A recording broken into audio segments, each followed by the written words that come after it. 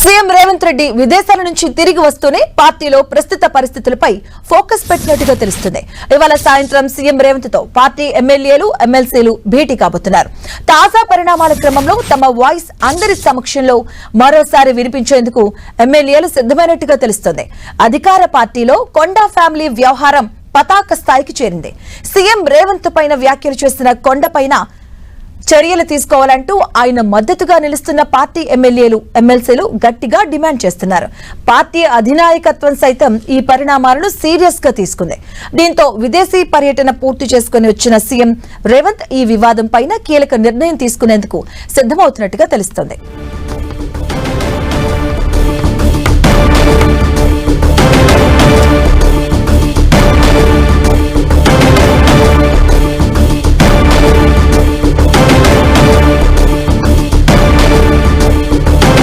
ఇదే అంశానికి సంబంధించిన పూర్తి డీటెయిల్స్ మా కస్పెండ్ తిరుపచారి అందిస్తారు. తిరుపచారి, ఈరోజు ముఖ్యమంత్రి రేవంత్ రెడ్డితో జూబ్లీహిల్స్ నివాసంలో ఇటు ఎమ్మెల్యేలు ఎమ్మెల్సీలు విప్పులు సమావేశం కాబోతున్నారు.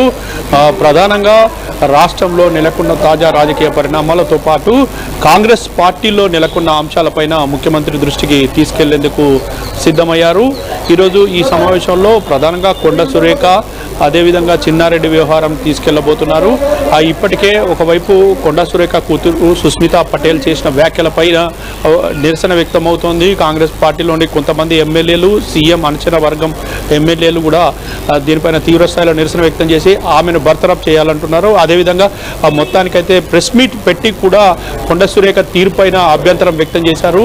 ఆ అభ్యంతరం వ్యక్తం చేయడం పార్టీ పరంగా క్రమశిక్షణ చర్యలు తీసుకోవాలంటూ కూడా వాళ్ళు డిమాండ్ చేస్తున్న పరిస్థితి ఉంది. ఈ క్రమంలో ఈరోజు ఇటు లండన్ పర్యటన ముగించుకొని హైదరాబాద్ చేరుకున్న ముఖ్యమంత్రితో ఈరోజు వాళ్ళు సమావేశం అవుతారు. ఈ సమావేశంలో పలు కీలక అంశాలపైన చర్చించబోతున్నారు.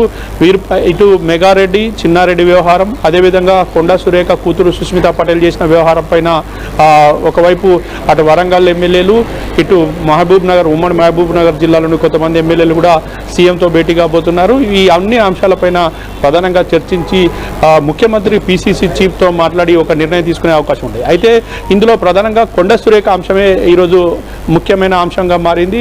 ఇటు అన్ని వర్గాల్లో రాజకీయ వర్గాల్లో హాట్ టాపిక్గా మారింది. కొండ సురేఖ కూతురు సుస్మితా పటేల్ సీఎంపై ఇటు పార్టీ అంశాలపైన కూడా కీలక వ్యాఖ్యలు చేశారు, హాట్ కామెంట్ చేశారు. ఆ కామెంట్స్ అన్నిటిపైన కూడా ఇప్పటికే కొండ సురేఖ ఇటు కాంగ్రెస్ పార్టీకి సంబంధించిన క్రమశిక్షణ కమిటీకి నోటీసులకు రిప్లై ఇచ్చింది. రెండుసార్లు రిప్లై ఇచ్చినప్పటికీ ఆ రిప్లై సంతృప్తికరంగా లేదని కాంగ్రెస్ పార్టీ క్రమశిక్షణ కమిటీ తెలిపింది.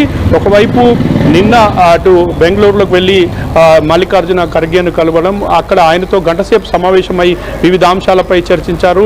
తాను తన కుటుంబము గాంధీ కుటుంబానికి కానీ కాంగ్రెస్ పార్టీకి కానీ వాటి పైన కానీ పార్టీకి నష్టం కలిగించే విధంగా ఎలాంటి వ్యాఖ్యలు చేయలేదు అంటూ కూడా ఆమె చెప్పుకొచ్చారు. అయితే అక్కడ మాత్రం ఏఐసిసి నేత మల్లికార్జున ఖర్గే మాత్రం కొండ సురేఖకు స్పష్టమైన సూచన చేశారు. మీరు ఏదున్నా రాష్ట్ర క్రమశిక్షణ కమిటీకే వివరణ ఇవ్వాలి అని చెప్పేసి ఆయన సూచన చేశారు.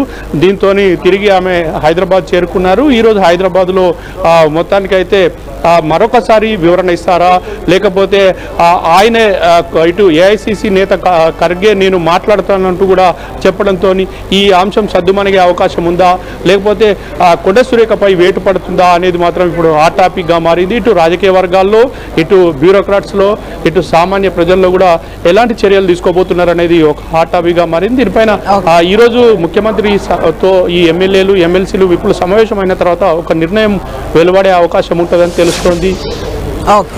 Thank you.